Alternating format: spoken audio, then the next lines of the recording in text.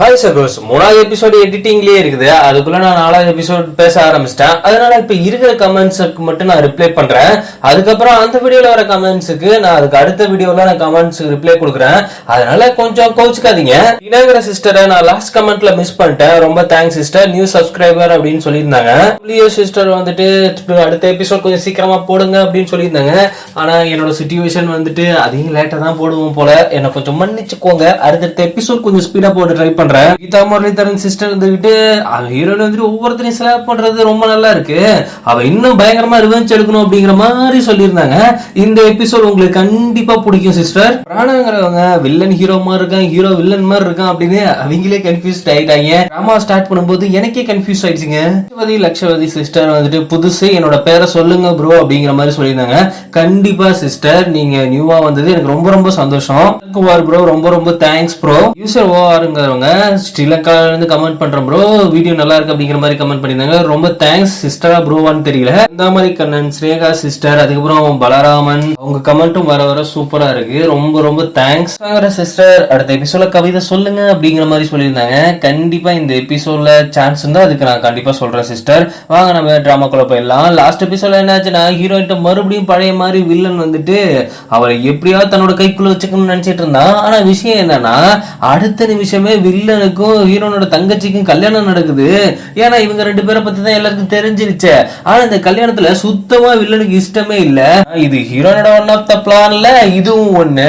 ஆனா ஹீரோனோட தங்கச்சிக்கு ரொம்ப சந்தோஷம், ஐயா நமக்கு கல்யாணம் ஆயிடுச்சு அப்படின்ட்டு. அவ ரொம்ப ரொம்ப சந்தோஷத்துல தன்னோட முன்னோர்கள்ட்ட போயிட்டு ஊதுபத்தி ஏத்தி வைப்பாங்கல்ல, அந்த மாதிரி இவ போயிட்டு பத்தி ஏத்தி வைக்கும் போது வந்த மருமகளா அந்த பத்தி எதுவுமே எரிய மாட்டேங்குது. அதுல வந்துட்டு ஹீரோட அப்பாவுக்கு கொஞ்சம் வருத்தம், என்னடா இது வந்து மொத டைமே சரி ஒரு பத்தி எரியலனா பரவாயில்ல, எந்த ஒரு பத்தியுமே எரிய மாட்டேங்குது அப்படின்ட்டு அவளும் ஒவ்வொரு பத்தியா மாத்தி மாத்தி வச்சுக்கிட்டு இருக்கிறா, எதுவுமே எரிய மாட்டேங்குது. இதுக்கு காரணமும் நம்ம ஹீரோயின் தான். அவ ஒரு விஷயத்தை அப்படி சுண்டி விடும் பொழுது அங்க இருக்கிற மெழுகுத்தி அவ மேல விழுந்தோடனே ஐயோ அப்படின்ட்டு அவ பயந்தடிச்சு வந்தோடனே இது அவருக்கு கெட்ட சகனமா இருக்குது. அப்படியே ஹீரோனோட சித்தி தான் சமாளிச்சிட்டு இருக்காங்க. அவ தெரியாம சின்ன பிள்ளை, அதனால பயந்துட்டா. நீங்க எதுவும் தப்பா நினைச்சுக்காதீங்க. என்ன பண்றது, என் வம்சத்துல முதல் கல்யாணம், ஆனா இப்படி போய் முடியும்னு இருக்குது. அவ இருப்பா அவனோட பொண்டாட்டியாவும் அவனோட காதலியாவும் மட்டும் இருப்பா. அப்ப ராணிங்கிறது அத நான் யோசிச்சு சொல்றேன் அப்படிங்கிற மாதிரி அவரு சொல்லிட்டு போனோடனே அவங்களுக்கு ஒரே ஷாக் ஆகுது. ஆக மொத்தத்துல இவங்க ஆசைப்பட்டது விஷயம் எதுவுமே நடக்கல. தங்கச்சி வந்துட்டு ஹீரோயின் மேலதான் பழிப்பட போகிறா. இதுக்கெல்லாம் காரணம் இவதான், இவளேதான் அப்படிங்கிறப்ப ஹீரோட அப்ப டென்ஷன் ஆயிட்டு, இங்க பாருமா அவளுக்குன்னு ஒரு வாழ்க்கை வந்துருச்சு, உன்னோட வாழ்க்கையில அவன் ஏன் டிஸ்டர்ப் பண்ணும், என்ன காரணம், அதை பத்தி நீ அப்படி யோசிக்கிற அப்படிங்கிறப்ப அவளால பதில் சொல்ல முடியல. இங்க பாரு உன் பொண்ணு இப்படியா பண்ணிட்டு இருந்தா அதுக்கப்புறம் என் கையால தான் சாவா அப்படின்ட்டு ஹீரோனோட அப்பாவும் டென்ஷன் ஆயிடுறாரு. ஆக மொத்தத்துல செம்ம காண்டாயிட்டா ஹீரோனோட தங்கச்சி. அதுக்கப்புறம் ஹீரோயினும் பேசிட்டு இருக்கும்போது பரவாயில்லையே உங்க பிளான் அடுத்தடுத்த கட்டம் இன்னும் மூவ் ஆயிட்டு போயிட்டே இருக்குது, அதுக்கும் நீங்களும் கொஞ்சம் பக்கபலமா இருக்கீங்க, அதனால கொஞ்சம் ஹெல்ப்ஃபுல்லா இருக்குது. அடுத்த பிளான் வந்துட்டு நான் அவனை போய் மீட் பண்ண போறேன் அப்படிங்கிறப்ப இல்ல உங்க பிளான் படி எல்லாமே நடந்து முடிஞ்சிச்சு, மறுபடியும் அவனை போய் மீட் பண்ண போகணுமா, உங்களுக்கு என்ன பிரச்சனை அவனை மீட் பண்றதால அப்படிங்கிறப்ப ஹீரோ லைட்டா பொசசிவா யாரை மீட் பண்ண போறேன்னா வேற யாருமே கிடையாது வில்லனதான். அவனை பார்க்க போனதும் நீ எவ்வளவு ஹேர்ட் ஆயிருப்பன்னு தெரியும், நான் என்னதான் அவளை கல்யாணம் பண்ணியிருந்தாலும் உன்னை பொறுத்த வரைக்கும் என்ன பொறுத்த வரைக்கும் நீ தான் என்னோட காதலி, என்னோட இதயம் உனக்கு தான் அப்படிங்கிற மாதிரி மறுபடியும் அந்த டைலாக சொல்லும் போது எனக்கே கடுப்பாயிட்டு இவன் அடிச்செல்லாம் போல தோணுது. ஆனா இருந்தாலும் அதையே சொல்றான். ஆனா அவ தெளிவா ஒரு விஷயத்த சொல்லிடுறா, இங்க பாருங்க உங்களுக்கும் கல்யாணம் ஆயிடுச்சு எனக்கும் கல்யாணம் ஆயிடுச்சு, எனக்காக ஒருத்தர் வந்துட்டாரு உங்களுக்காக என் தங்கச்சி வந்துட்டா, அதனால இப்ப நம்ம இதுக்கப்புறம் இதை பத்தி யோசிக்கவே வேணாங்கிறப்ப அப்ப நம்மளோட பிளான் அதை பத்தி நான் அப்புறம் சொல்றேன் அப்படின்ட்டு. ஆனா இது எல்லாத்தையுமே ஹீரோ ஒரு பக்கமா இருந்து கேட்டுட்டு தான் இருக்கான். அப்போ ஒரு விஷயம் சொன்னது வந்துட்டு ஹீரோக்கு ரொம்ப பிடிச்சு போகுது. எனக்கு கல்யாணம் ஆயிடுச்சு, எனக்கு ஹஸ்பண்ட் வந்துட்டாரு, இனிமேல் நான் அவருக்காக இருக்க போறேன் அப்படிங்கிற மாதிரி ஒரு வார்த்தை அங்க சொல்லியிருப்பா.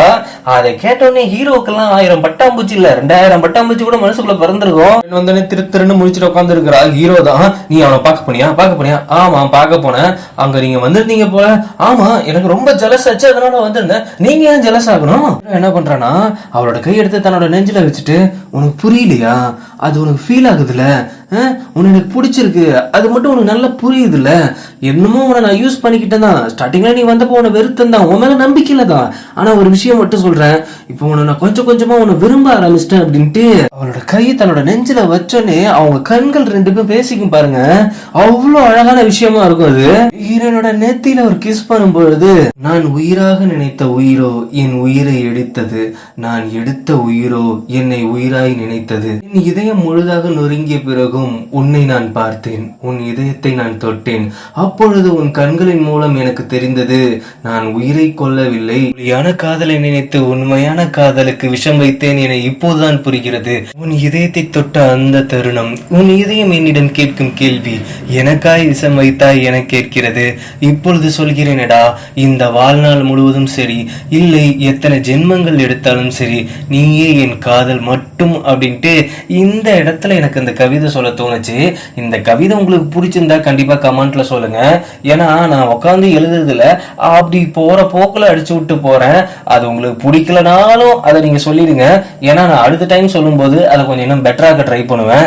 வெறும் அப்புறம் கிஸ் பண்ணிக்க ஆரம்பிச்சு அதுக்கப்புறம் எல்லா சந்தோஷமான விஷயங்கள் நடந்து முடிஞ்சுன்னு அப்படியே ஹீரோ கேக்குறான், என்ன மறுபடியும் என்ன ஒத்து பார்த்துக்கிட்டு இருக்க, இல்ல இது இப்படியே முடியணுமா இல்ல இன்னும் ஆரம்பிக்கலாமா அப்படின்ட்டு மறுபடியும் அவங்க காதலோட அடுத்த கட்டத்தை நான் ரொம்ப சந்தோஷமா அனுபவிச்சுட்டு இருக்காங்க. நாள் காலையில ஹீரோ ஹீரோனும் அவங்க அப்பாவை பக்கம் தான் கிளம்புறாங்க. அப்ப போகும்போது அவ தலையில வச்சிருக்க ஹேர் பின் வந்துட்டு வில்லன் கொடுத்தது. அதை பார்த்த உடனே நேத்து நைட்டு தான் லவ் பண்றேன் அப்படின்ட்டு தான் சந்தோஷமா இருந்தேன், இப்ப என்ன இதை சொல்லிட்டு வந்திருக்கிற, இல்ல அது ஒரு காரணமா தான் நான் அதை சொல்லிட்டு வந்திருக்கிறேன், மத்தபடி எந்த ஒரு பிரச்சனையும் இல்ல. ஏன் இதை பார்த்து உங்களுக்கு ஜெலஸ் ஆகுதா? ஜெலஸா அப்படின்னா என்ன, அதெல்லாம் எனக்கு தெரியவே தெரியாது. நேத்து யாரோ சொன்னாங்க ஏதோ எனக்கு ஜெலஸ் ஆகுது, அவனை பார்க்க போகாத அப்படின்ட்டு. சரி மறுபடியும் எனக்கு கடுப்பாக்காத, ஏதோ ஒரு பிளானோட தான் நீ பண்ணிட்டு இருக்க அப்படிங்கிறது எனக்கு நல்லாவே தெரியுது, சரி வா போவோம் அப்படின்ட்டு அங்க போகும் பொழுது அவங்க சித்தி வழக்கம் போல ஒம்பல் தூக்கிது ஹீரோயின்ட்ட. அப்ப அப்படியே மூஞ்ச தொங்க போட்டு ஹீரோனோட தங்கச்சி வரா. ஏன்னா அவங்களோட கல்யாண வாழ்க்கை அந்த அளவுக்கு சந்தோஷமா இல்ல போல. அவ வந்து உடனே ஹீரோயின் தலையில இருக்கிற ஹேர் பின்னை பார்த்துட்டு, இது வந்துட்டு இவன் கொடுத்ததாச்சே, இவ இதுக்கு மறுபடியும் மாட்டி வச்சிருக்கா அப்படின்னு செம்ம கடுப்புல இருக்கா. அவ தனியா போகும்பொழுது, அக்கா ஒரு நிமிஷம் நில்லு, இது வந்துட்டு வில்லன் கொடுத்தது தானே, அதை என்கிட்ட கொடு. இல்லையே, இது எதுவா இருந்தாலும் எனக்காக கிஃப்டா வந்தது, அதை நான் வச்சுப்பேன், அதுல உனக்கு என்ன கஷ்டம், எனக்கு தெரியும் இன்னும் உன் பக்கம் தான் இருக்கான்னு தெரியும், இதை வச்சு அவனை நீ மயக்க பாக்குறியா, ஒழுங்கா அதை என்கிட்ட குடு அப்படின்ட்டு இவங்க ரெண்டு பேத்துக்குள்ள சண்டை நடக்கும்போது அதை போட்டே உடைச்சிடறாங்க சண்டையை போட்டு. இந்த சத்தம் கேட்டு ஹீரோனோட அப்பா வந்துட்டு, உன் பொண்ணை ஒழுங்கா இருக்க சொல்லு, வர பைத்தியக்காரத்தனமா பண்ணிட்டு இருக்கா அப்படின்னு ஹீரோனோட சித்தியை தான் கூப்பிட்டு திட்டிட்டு இருக்காங்க. அவ இருந்துகிட்டு இது எல்லாமே அவளோட பிளான், அவ வேணும்னே பண்றா, என்ன வெறுப்பேத்தத்துக்கு பண்ணா, என்ன காண்டத்துக்கு கடுப்பேத்தத்துக்கு பண்றா அப்படின்ட்டு. உண்மையிலே ஹீரோயின் அதுக்குதான் பண்றா, அதுவே தெரியாம இது லூசுத்தனமா விளையாண்டுட்டு இருக்குது. நல்லா புரிஞ்சு போயிடுது ஹீரோயின் நல்லா பிளே பண்ண ஆரம்பிச்சிட்டா அப்படின்ட்டு. அதனாலதான் அதை எடுத்துட்டு வந்திருக்கா அப்படிங்கறது அவனுக்கு புரிஞ்சு போச்சு. உடனே ஹீரோயின் வந்துட்டு அவங்க அப்பாட்ட, தங்கச்சி வர மனசு கஷ்டமா போயிட்டா போலப்பா, அதனால அவளை பார்த்து பத்திரமா பாத்துக்கோங்க அப்படிங்கிற மாதிரி இவ்வளவும் பண்ணி விட்டு அதை ஆறுதலும் சொல்லிவிட்டு வர்றது செம மாசங்க ஹீரோயின். அப்படி பண்ணிட்டு இருக்கும்போது அவ போயிட்டு அவங்க அம்மாட்ட புலம்பிட்டு இருக்கா, இவ வர என்ன தொல்லை பண்ணிட்டு இருக்கா, ஒவ்வொரு இடத்துலயும் என் பேரை கெடுத்துட்டு இருக்கா, அவ பேரை கெடுக்க நான் ஒரு வழி பண்றேன், அவளே இல்லாம பண்ற அளவுக்கு என்கிட்ட ஒரு ஆள் இருக்காங்க, அவங்கள வச்சு அந்த வேலையை நான் பக்காவா முடிக்கிறேன் அப்படிங்கிற மாதிரி ஹீரோனை சித்தி ஒரு வேலையை பாக்குது. வீட்டுக்கு போனானு இதுக்குதான் நீ அதை அங்க மாட்டிட்டு வந்தியா? இல்ல அப்படிலாம் அது எனக்கு ரொம்ப பிடிக்கும், அதனால மாட்டிட்டு வந்தேன். இங்க பாரு, முன்ன மாதிரிலாம் கிடையாது, மறுபடியும் என்ன ஜலசாக்க பார்க்காத அப்படின்ட்டு அவளை பக்கத்துல இழுத்து, இனிமேல் நீ எனக்கு மட்டும்தான் அப்படின்னு சொல்லிட்டு அவன் ஒரு அழகான ஹேர் பின் எடுத்து வந்து கொடுக்குறான். அதை பார்த்த உடனே உண்மையிலேயே இந்த இடத்துல எனக்கு ரொம்ப பிடிச்ச விஷயம் என்னன்னா, நம்ம தமிழ்நாட்டு பெண்கள்ட்டையும் சரி, நேச்சுரலா நம்ம இந்தியாவை சுத்தி இருக்கிற பெண்கள்ட்டையும் சரி ஒரு நல்ல குணம் இருக்கும். அது என்ன அப்படின்னா, ஹஸ்பண்ட் வந்துட்டு பூ வாங்கி கொடுத்தாங்கன்னா அவங்களையே வச்சு விடுற சொல்ற ஒரு பழக்கம். அது எல்லா பாய்ஸுக்கும் பிடிக்கும். கேர்ள்ஸ் ஒரு விஷயத்த எதிர்பார்ப்பாங்கல்ல, இது மாதிரி இவங்களே இதை பண்ணணும், நான் கேட்காம பண்ணணும் அப்படின்ட்டு. அதே மாதிரிதான் பாய்ஸும் பூ வாங்கி கொடுக்கும் பொழுது அப்படியே தலையை திரும்பி நின்னா அவங்களுக்கு அவ்வளவு சந்தோஷம். இதனால என்ன கமிட்டட் என்றோ இல்லை நான் கமிட்டடா இருந்திருப்பேன் என்றோ நினைக்க வேண்டாம். இது வந்துட்டு நார்மலா ஒரு ஜென்ரலான ஒரு விஷயம். ஹேர்பினை பார்த்தாலே ஹீரோனுக்கு ரொம்ப பிடிச்சு போயிடுது. அதை நீங்களே வச்சு விடுங்க அப்படின்னு ஹீரோ கையில கொடுக்கும் பொழுது அவன் வச்சிருப்பான். அது அவ்வளவு சந்தோஷமாவும் அவ்வளவு லவ்வபிளாவும் அந்த மூமெண்ட் இருக்கும். அதை நீங்க பாருங்க, உங்களுக்கே புரியும். கட் பண்ணி ஹீரோனோட தங்கச்சியை காட்டினா அவ காண்டில் உட்காந்துருக்கா. அக்கா ஒவ்வொரு டைம் என்ன போல அசிங்கப்படுத்தி இருக்கிறா, அவளை ஏதாவது ஒரு ரிவெஞ்ச் பண்ணணும் அப்படிங்கிற மாதிரி உட்காந்துட்டு இருக்கிறா. ஆனா வில்லன் பிடிச்சு கழுவி ஊத்திட்டு இருக்கிறான். உன்னால போற இடத்துலதான் என் பேரு கெட்டு போயிடுது, அதுவும் லூசு தரமா நடந்துக்கிற, இது லூசு தரமா நடந்துக்கிறனா, அவன் மேலதானே இன்னும் உன் கண்ணா இருக்கு. இங்க பாரு, நம்ம 2 பேரும் கல்யாணம் ஆயிடுச்சு, மறுபடியும் எதையும் குழப்பிட்டு இருக்காத, உன்னை பத்தி எனக்கு தெரியும்டா, நல்லா வாழைப்பழம் மாதிரி பேசுவ அப்படிங்கிறது எனக்கு நல்லாவே தெரியும் அப்படின்ட்டு அவ அங்க புலம்பிட்டு இருக்கனே அவனுக்கு செம்ம கடுப்பாகுது. அதே நேரத்துல இந்த ஜோடியை பார்த்தா அவ ஃபர்ஸ்டா ஹீரோக்கு ஒண்ணு சமைச்சு அந்த எடுத்தாந்து கொடுக்கும்போது அதை சாப்பிட்டு ரொம்ப நல்லா இருக்கு அப்படின்னு சொல்லிடும்போது அவனோட நெத்தியில ஒரு தழும்பு மாதிரி இருக்கும். அது இப்போ இல்ல. அதை பார்த்து, அப்போ உங்களுக்கு உண்மையிலேயே தழும்பு இல்லையா, அப்ப என்கிட்ட இவ்வளவு நடிச்சிட்டு இருந்தீங்க, இதுக்கப்புறம் நான் எந்த ஒரு உண்மையும் உங்ககிட்ட மறைக்கிறதா இல்ல, ஏன்னா நம்ம 2 பேரும் அந்த அளவுக்கு ஒன்னாயிட்டோம். இது இந்த தழும்பு என் சின்ன வயசுல என் தம்பியால ஏற்பட்ட ஒரு விஷயம் தான். அதை வச்சுதான் என்னை அவன் ஒதுக்க பார்த்தான். அவன் மைண்ட் கேம் விளையாடுறதுல செம்மாது. அது மட்டும் இல்ல, தன்னை நல்லவனா காட்டிட்டு இன்னொருத்தங்களை கெட்டவங்களா காட்டுறதுல அவன் மிகப்பெரிய ஆளு. அப்படி ஏற்பட்ட ஒரு சம்பவத்துலதான் இந்த தழும்பு வந்தது. இந்த தழும்பு வச்சுதான் ஒரு சில இடத்துல என்னை பாவப்பட்டனா அவன் காட்டிக்கிட்டான், என்ன ரொம்ப தரவாவும் அவன் காட்டிக்கிட்டான். அதனால அவன் அப்படியே என்னை பார்க்கட்டும் அப்படின்ட்டு தான் நான் அந்த தழும்பு மறைஞ்சும் அது இருக்கிற மாதிரி நான் அப்பப்ப அதை பண்ணிப்பேன் அப்படின்னு. ஆமா, உண்மையிலேயே அவர் ரொம்ப போலித்தனமான பச்சோந்தித்தனமான ஆள் தான். இப்படி நீங்க பேசுறத பார்த்தா பாஸ்ட் லைஃப்ல ஏதோ ரொம்ப பாதிக்கப்பட்ட மாதிரி இருக்கு.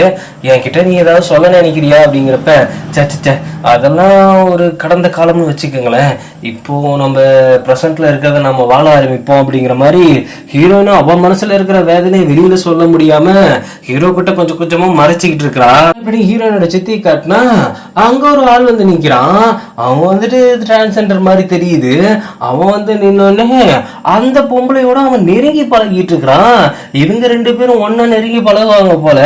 உங்களுக்காக நான் என்ன பண்ணும், திடீர்னு என்ன வர வச்சிருக்கீங்க, நான் ஒரு சாதாரண பாட்டு பாடுறதுதான், ஆனா நம்ம 2 பேத்துக்குள்ள இருக்கிற உறவு உங்களுக்கே தெரியும் அப்படிங்கும்போது, எனக்காக நீ ஒரு விஷயம் பண்ணணும், அதுவும் பிளாக் மார்க்கெட்ல நிறைய விஷயங்கள்லாம் இருக்கான், மயக்க மருந்து இருக்கான், அதை பயன்படுத்தி நீ ஒரு வேலை பண்ணும் அப்படின்ட்டு அப்படி ஒரு விஷயத்த ஹீரோனுக்கு எதிரா ஹீரோனோட சித்தி ஏவி விடுது.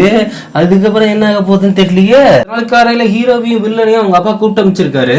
அப்ப ஹீரோ நிக்கும் பொழுது அவன் தலையில இருக்கிற தழும்பு இல்லாத பார்த்துட்டு, பிரதர் உங்க தலையில அந்த தழும்பு இருக்குமே அது இல்லையா, அதுவா, அது கொஞ்ச நாளுக்கு முன்னாடியே சரியாயிடுச்சு, இப்போ நான் தெளிவா தான் இருக்கு அப்படிங்கிறப்ப அவனுக்கு அங்க லைட்டா அங்க டவுட் ஆரம்பிக்குது. அவங்க அவங்க அப்பா எது கூப்பிட்டு இருக்காருன்னா, வரைக்கும் வில்லன் பார்த்துட்டு இருந்த ராணுவத்தை நம்ம ஹீரோ கையில ஒப்படைக்கிறாரு. ஏன் அவர்கிட்ட ஒப்படைக்கிறீங்க, அது இல்லாம அவருக்கு அனுபவம் கிடையாது, எந்த ஒரு விஷயத்துலயும் அனுபவம் இல்ல அப்படிங்கிறப்ப உனக்கு உன் குடும்பத்தை சமாளிக்கிறது உனக்கு பெரிய பிரச்சனையா இருக்கு. அது இல்லாம லாஸ்ட் டைம் உன்னோட இடத்துக்குள்ளேயே கிளர்ச்சி ஆளுகள் ஊடுருவி வந்தாங்க, அதை நீ சரியா கவனிக்கல, முதல்ல உன் குடும்பத்துல இருக்கிற பிரச்சனையை பாரு, நாட்டை இப்போதைக்கு ஹீரோ பாத்துக்கிட்டோம் அப்படின்ட்டு அப்படியே அந்த விஷயத்த கைமாத்தி விட்டோன்னே அவனுக்கு செம்ம காண்டாகுது. இது எல்லாத்துக்குமே காரணம் அவன் என் லைஃப்ல வந்ததாலதான் அப்படிங்கிற மாதிரி ஹீரோயின் தங்கச்சி மேல இவன் கோவப்பட ஆரம்பிச்சிடறான். வீட்டுக்கு பார்த்தா ஹீரோயினை காணோம். மறுபடியும் ஏதோ பிளான் போட தனியா போயிட்டாளா, நான் அவள்கிட்ட சொன்னேனே இனிமேல் தனியா எங்கேயும் போவானா அவளுக்கு ஆபத்து அப்படின்ட்டு. இந்த நேரத்துல வேற அப்பா வேற அவன் கிட்ட இருந்த ராணுவத்தை என்கிட்ட கொடுத்துட்டாரு, என்ன ப்ராப்ளம் ஆக போகுது தெரியலட்டு அவனோட ரெஸ்டாரண்ட் விட்டு கேட்டுட்டு இருக்கும்போது, ஐயோ இல்ல ராணி காணும், அவர் வெளியில போயிட்டாங்க, அவங்களை பத்தி நீங்க கவலைப்பட தேவையில்ல, அவங்க ரொம்ப தைரியமான பொண்ணு அப்படிங்கிறப்ப, இல்ல ஏதோ ஒரு தப்பா இருக்கு அப்படிங்கிறப்ப ஹீரோயின 2 பேரும் அவங்க மயக்கம் போட வச்சு கடத்திட்டு போயிட்டு இருக்காங்க. அவங்க 2 பேரும் கடத்த வந்த வேலையை பார்க்கணும் இல்லாம, ஐயோ இந்த பொண்ணு ரொம்ப அழகா இருக்குது, இந்த பொண்ணு நம்ம ஏதோ மிஸ்யூஸ் பண்ணிப்போமா இங்கேயே வச்சு அப்படின்னு, ஆட்டோ லூசு பசங்களா அப்படின்னு அவங்க ட்ரை பண்ண போகும்போது கரெக்டா அங்க இருந்து ஹீரோ வந்துடுறான். யாரு உங்களை அனுப்புனது, யாரு இப்படி கடத்திட்டு போக சொன்னது அப்படின்ட்டு அவங்க 2 பேத்தையும் பிடிச்சி வச்சுக்கிறாங்க. கொஞ்ச நேரத்துக்கு அப்புறம் மழக்கத்துல இருந்து எழுந்துடுறா. எழுந்ததுக்கு அப்புறம் நான் எங்க இருக்கேன் என்னாச்சு அப்படிங்கிறப்ப, நீ தான் சொல்லணும் என்னாச்சு அப்படிங்கிறது, ஏன் உன்னை 2 பேர்த்து கடத்துற அளவுக்கு நீங்க வீக்கா இருக்கியா அப்படின்ட்டு ஹீரோ திட்டுட்டான். என்ன திட்டாதீங்க, இந்த மாதிரி மார்க்கெட்ல ஒரு வாசனை திரவத்தையை வாங்குங்க அப்படின்ட்டு என்ன 2 பேரும் கம்பல் பண்ணிட்டு இருந்தாங்க. அதுக்கப்புறம் அவங்க அதை அப்படியே விசிறின மாதிரி தான் தெரிஞ்சுது. அதுக்கப்புறம் எனக்கு என்னாச்சுன்னு ஞாபகமே இல்ல அப்படிங்கிற மாதிரி அவன் ஒரு மாதிரி சொல்லிட்டு இருக்கும் பொழுது வேற ஹீரோட அஷ்டம் அவங்க 2 பேத்தையும் நல்லா விசாரிச்சாச்சு. அவன் யாரோ ஒரு பாடகையை அனுப்பிச்சு வச்சாங்க, அதுவும் ஹீரோயினை கடத்த. ஒரு பாடகி சம்பந்தமே இல்லாம இவரை எதுக்கு கடத்த சொல்லணும், நல்லா விசாரிச்சியா, ஆமா அந்த பாடகிக்கு ரொம்ப க்ளோஸான ஒரு லேடி இருக்காங்களாம். அந்த லேடி சொல்லிதான் அந்த பாடகி பண்ணாங்களாம். அப்படிங்கிறப்ப அந்த பாடகி க்ளோஸான லேடியா, யார் அது அப்படிங்கிறப்ப அவன் கொஞ்சம் கொஞ்சமா தயங்குறான். அவங்க வந்து ஒரு ஜெனரலோட ஒய்ஃபா அப்படிங்கிறப்ப இல்ல யாருன்னு சொல்ல, அது வேற யாருமே கிடையாது, நம்ம இளவரசியோட அப்பாவோட ஒய்ஃப் தான் அப்படின்னு சித்தியை தான் சொல்றாங்க அப்படிங்கறது நல்லா தெரிஞ்சு போச்சு. ஆக மொத்தத்துல ஹீரோனோட சித்தி வந்துட்டு ஹீரோனோட அப்பாவை பிடிக்காம அப்பப்பா அந்த லேடி கூட ஒன்னா இருந்திருக்காங்க போல. இது வெளியில தெரியக்கூடாது அப்படிங்கிறது தான் அவங்களோட எண்ணம். ஆனா இது எப்படியோ ஹீரோனுக்கு தெரிஞ்சு போச்சு. இதை கரெக்டா நம்ம யூஸ் பண்ணோம்னா அவங்களோட உண்மையான முகத்தை நம்ம வெளியில கொண்டு வர முடியும். அப்பாவோட பர்த்டே வேற வருது, அதுக்கு அவருக்கு நான் சரியான கிஃப்ட் கொடுக்க போறேன் அப்படிங்கிற மாதிரி ஹீரோயின் ஒரு மாஸ்டர் பிளான் போட ஆரம்பிச்சிடறா. ஹீரோயினோட அப்பாவோட பர்த்டே வருது, இவங்க ரெண்டு பேரும் லேட்டா போறாங்க. ஆனா முன்னாடியே வில்லனும் இவனோட தங்கச்சி வந்து உட்காந்துருக்காங்க. சொந்த அப்பாவோட பர்த்டேக்கு இவ்வளவு லேட்டாவா வருவாங்க அப்படிங்கிற மாதிரி அவன் இன்னும் குத்தி விட்டுட்டு இருக்கிறா. அவங்க சித்தி அதுக்கு மேல அவளுக்கு வந்துட்டு இவங்க மேலதான் அக்கறையே கிடையாது, ஏதோ வரணும்னு வர அப்படிங்கிற மாதிரி குத்திட்டு இருக்கும்போது சித்தி உனக்கு பெரிய அப்பா சீ வச்சிருக்கிற ரெடியார் அப்படிங்கிற மாதிரி லுக்க விட்டுட்டு என்னோட கணவர் வந்துட்டு உங்க பர்த்டேக்காக ஒருத்தரை பாட கூப்பிட்டுருக்காங்க அப்படின்ட்டு அந்த பாடகர் உள்ள வரும்பொழுது ஹீரோனோட சித்தியோட பர்ஃபார்மன்ஸையும் அந்த ரியாக்ஷனையும் பார்க்கணுமே வெறுத்து விறுவிறுத்து ஐயோ இவ எங்க இங்க வந்தா அப்படிங்கிற மாதிரி பார்த்துட்டு இருக்கும்போது அவன் வந்துட்டு இவளை பார்த்துட்டு ஐயோ எனக்கு பாடவே வரல, என்ன மன்னிச்சு விட்டுருங்க, ஏமா நீ பாட தானே வந்த, இப்போ வந்துட்டு எதுவுமே தெரியல எனக்கு பாட வரல அப்படின்னு இருக்கிற நீ அப்படின்ட்டு ஒழுங்கா இங்கிருந்து போயிடு அப்படின்ட்டு ஹீரோனோட அப்பா விரட்டி அனுப்பிச்சிடுறாரு. ஹீரோயின் சித்திக்கு ரொம்ப பதைக்குது. ஹீரோனோட சித்தியும் திட்டி அனுப்பிச்சிடுறாங்க. பாட வந்தவ பாட வரலன்னா இங்க இருந்து போக வேண்டியதானே அப்படிங்கிற மாதிரி அவங்களும் திட்டோனே புரிஞ்சுக்கிட்டு அந்த லேடி வெளியில ஓடி போயிடுது. ஹீரோனோட தங்கச்சி அவ கொண்டு ஒரு கிஃப்ட் அதெல்லாம் அப்படிதான் இருக்கும். என்னோட ஹஸ்பண்ட் உங்களுக்காக ஒரு காஸ்ட்லியஸ்ட் கிஃப்ட கொண்டு வந்திருக்காருப்பா அப்படி பாருங்க அப்படின்ட்டு கொடுக்கும் பொழுது அது அவருக்கு ரொம்ப பிடிச்சிருக்கு. அதுக்கப்புறம் இன்னொரு விஷயம் என்னன்னா, நாங்க உங்களுக்கு பிடிச்ச ஒரு வால் எடுத்துட்டு வந்திருக்கோம் அப்படின்னு ஒரு வாழை செஞ்சாங்க வந்துட்டு ஹீரோயின் கொடுக்குறா. அதை அவர் பார்த்துட்டு இருக்க நேரத்திலேயே ஒரு சின்ன பிட்டு பேப்பரை அவங்க சித்திக்கு நேரம் சுண்டி விடுறா. அப்படி சுண்டி விடும் பொழுது அந்த பேப்பர் கரெக்டா அவங்க எடுத்து வச்சுக்கிறாங்க. அதாவது இதை வந்துட்டு அந்த லேடி வச்சுதான் அவங்க நினைச்சு அதை எடுத்துக்கிறாங்க. அந்த பேப்பரை எடுத்து பார்த்தோன்னே பின்னாடி வந்து என்னை சந்திக்கவும் அப்படிங்கிற மாதிரி அதுல போட்டிருக்கு. ஹீரோயின் வீட்டுக்கு கிளம்புற நேரத்துல எப்பா நாங்க இதெல்லாம் போயிட்டு வரோம் அப்படின்ட்டு, ஆனா சித்திய காலமே அவங்களும் இருந்தா அவங்கள நான் பார்த்துட்டு கிளம்பிடுவேன், அவ இங்கதான் நம்ம இருந்தா நீ பார்த்துட்டு போ அப்படின்ட்டு அங்க இருக்கிற காவலாளியை கூப்பிடும் போது இல்ல அவங்க யாரோ ஒருத்தங்களுக்காக வெயிட் பண்ணிட்டு இருக்காங்களாம், அது இல்லாம அவங்களுக்காக யாரோ அங்க வெயிட் பண்ணிட்டு இருக்காங்களாம், அவங்கள பார்க்க போயிட்டாங்க. இந்த நேரத்துல அவ யார பார்க்க போறா, அது யாரோ ஒரு பாடகியா அப்படின்னு சொன்ன உடனே அவருக்கு ஒரு மாதிரி டவுட் வர ஆரம்பிச்சிருது. அவரு அங்கிருந்து கோவமா அங்கிருந்து கிளம்புறாரு. ஹீரோனுக்கு ஒரே சந்தோஷம், ஆகா நம்ம போட்ட பிளான் ஒவ்வொன்னா ஒர்க் அவுட் ஆயிட்டு இருக்கே அப்படின்னு யோசிச்ச மாதிரியே ஹீரோனோட சித்தி போயிட்டு நீ எதுக்கு இங்க வந்த, எதுக்கு வந்து எனக்கு பிரச்சனை கொடுக்குற, இங்க பாரு லேடி யாரோ ஒருத்தங்க பாட கூப்பிட்டாங்க, அதுவும் பிறந்தநாள் பார்ட்டிக்கு தான் பாட கூப்பிட்டாங்க, வந்து பார்த்தா அது உன்னோட இடமா இருக்குது, எனக்கு என்ன தெரியும், எனக்கு நீதானே எல்லாம், நீதானே எனக்கு எல்லாமே அப்படிங்கிற மாதிரி அவங்க ரெண்டு பேரும் அங்க குழஞ்சு பேசிட்டு ஐயோ தப்பான இடத்துல வந்து தப்பான நேரத்துல பேசிட்டு இருக்க. உடனே அந்த லேடி வந்துட்டு இவன் கைய உரசனோடனே சரி எனக்கு புரியுது இங்க இருந்து நீ சீக்கிரம் போ, நான் மாட்டிக்கிட்டேன்னா அது எனக்கு பெரிய பிரச்சனை ஆகி போயிடும் அப்படின்ட்டு அவங்களை அனுப்பிச்சு வைக்க பாக்குறதே குறியா இருக்கணும். உடனே வந்து ஹீரோனோட அப்பா வந்து லாக் பண்ணிடுறாரு. இதைத்தான் இவ்வளவு நாள் பண்ணிட்டு இருந்தியா, எனக்கு துரோகம் பண்ணிட்டு இருந்தியா அப்படிங்கிற மாதிரி இது என் குடும்பத்துக்குன்னே ஒரு இழுக்குங்கிறப்ப அந்த லேடி வந்துட்டு ஐயோ இது யாருன்னு எனக்கு தெரியாது அப்படின்ட்டு அந்த லேடி மண்டி போட்டு சொல்ல ஆரம்பிச்சிருது. எல்லா விஷயத்தையும் புட்டு வச்ச உடனே ஹீரோ இருக்கான் இதுதான் நான் எதிர்பார்த்தது அப்படின்ட்டு ஹீரோனோட அப்பா செம்ம கடுப்பாயிட்டு இந்த அளவுக்கு என் குடும்பத்தை நாசம் பண்ணிட்டு எனக்கு ஒரு கெட்ட பேரை உண்டாக்கி கொடுத்துட்டேன், உன்னை நான் டைவர்ஸ் பண்றதை தவிர எனக்கு வேற வழி தெரியல அப்படின்ட்டு உன்னை நான் டைவர்ஸ் பண்றேன் அப்படிங்கிற மாதிரி அவரு ஒரு முடிவு எடுத்துறாரு. இதோட இந்த எபிசோட் முடியுது. இதுக்கப்புறம் என்ன ஆக போகுதுங்கிறத நம்ம அடுத்தடுத்த எபிசோட்ல பார்க்கலாம். என்னோட வீடியோ உங்களுக்கு பிடிச்சிருந்தா லைக் பண்ணுங்க, ஷேர் பண்ணுங்க, சப்ஸ்கிரைப் பண்ணுங்க, நோட்டிபிகேஷன்